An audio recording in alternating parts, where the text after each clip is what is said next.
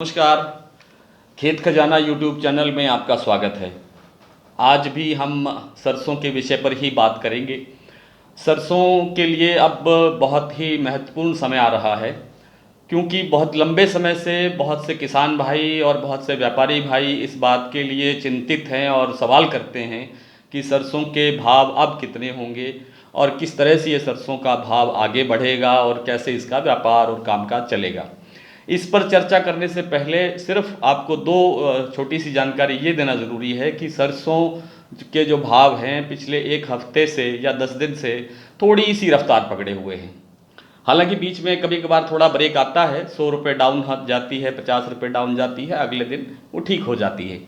तो आज अगर सरसों के भाव की बात करें तो सरसों का भाव आज जयपुर में रहा है करीब 7300 रुपये, खैरथल मंडी में रहा है 7330 रुपये, और हिसार में 6700 रुपये, और गंगानगर के अंदर 6900 रुपये। तो ये इस तरह के भाव चारों तरफ देश की मंडियों में इस तरह से चल रहे हैं। अब बात करते हैं कि सरसों के भाव की अब आगे क्या स्थिति रहेगी। तेज़ी आ रही है, निश्चित रूप से तेज़ी हो रही है, रोज़ाना हो रही है। कभी 100 रुपये बढ़ता है, कभी 50 रुपये बढ़ता है, कभी 150 रुपये बढ़ता है। लेकिन अब कुछ लोग ये पूछना चाहते हैं कि ये कहाँ तक बढ़ेगा, मतलब 8000 हो जाएगी, 7000 हो जाएगी। 7000 तो लगभग टच कर ही चुकी है। और जो इसको कहते हैं 42% का जो है इसका स्टैंडर्ड, 42% जिस सरसों में तेल निकलता है, यानी जो लैब का जो वो स्टेबल होता है, रेट होता है, अगर वो उसकी बात करें तो वो तो बहुत पहले से 8000 रुपये और 7500 रुपये के आसपास ही चल रहा है। लेकिन जो सामान्य मंडियों में जो सामान्य जो ढेरी आती है सरसों की, उसका जो भाव है किसान भाई उसकी इंतज़ार कर रहे हैं। इसके लिए एक चीज़ महत्वपूर्ण है, वो ये है कि सरसों की जो अब तक जो आवक हुई है मंडियों में, वो करीब करीब करीब करीब 60% हुई है। मतलब जितनी हमारी फसल हुई थी उसका लगभग 60% जो माल है, 60% जो सरसों दाना है वो मंडियों में आ चुका है। और मंडियों में आने के बाद में वो तेल मिलों में, स्टॉकिस्ट के पास और दूसरे जगह जहाँ जहाँ उसका उपयोग होता है वहाँ वो जा चुका है। अब बचा है हमारे पास करीब करीब 35 लाख टन माल। 35 लाख टन माल में से हमें 5 लाख टन जो क्रशिंग के लिए यानी तेल मिलों के लिए डेली चाहिए। अगर इस कैलकुलेशन को देखें तो हमारे पास 7 महीने, अभी सरसों नई फसल आने में 7 महीने का जो समय है उसके लिए बिल्कुल एक्यूरेट है।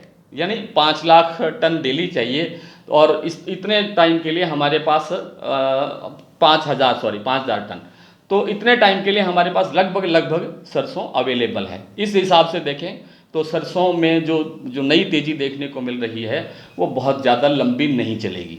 लेकिन कुछ जानकारों का ये कहना है कि ये जो सरसों है इस बार बहुत अच्छे दाम, बहुत अच्छे स्टेज पर जा कर के पहुँच सकती है। तो इसका अनुमान ये है कि अब आगे जो 4 हफ्ते आ रहे हैं अगस्त के जो 3 या 4 हफ्ते हैं ये बहुत महत्वपूर्ण है। ये कहना चाहिए कि इसी 3-4 हफ्ते में ही सरसों का जो पीक है, जो एक्सट्रीम है, वो आ जाएगा। मुझे लगता है, मेरा अपना अनुमान है कि इस 3-4 हफ्ते के अंदर सरसों एक्सट्रीम तक पहुंचेगी, जहां तक भी जा सकती है, मैक्सिमम रेट आ जाएगा।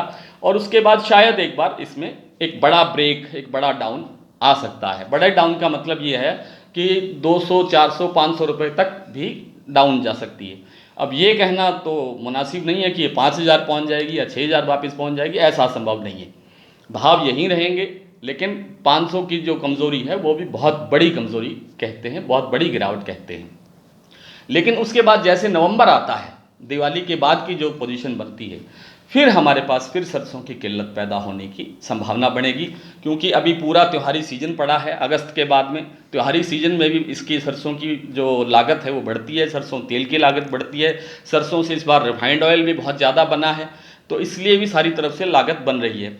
और इसका दूसरा इसके ऊपर जो तेज़ी का कारण है वो ये है कि सोयाबीन की जो फसल है इस बार, उस पर एक प्राकृतिक रूप से एक असर पड़ रहा है, क्योंकि मानसून पूरा सक्रिय नहीं रहा और इसकी बिजाई पर असर पड़ा। कुछ तो इसका सोयाबीन का बीज नहीं मिला मध्य प्रदेश में लोगों को, तो सोयाबीन की बिजाई प्रभावित हो रही है। एग्जैक्ट आंकड़ा इस जुलाई के लास्ट वीक तक आएगा। जुलाई के लास्ट वीक तो चल ही रहा है, अगस्त के फर्स्ट वीक तक इसका एग्जैक्ट आंकड़ा आ जाएगा कि सोयाबीन की बुआई कितनी हुई है और मानसून ने कैसा काम किया है।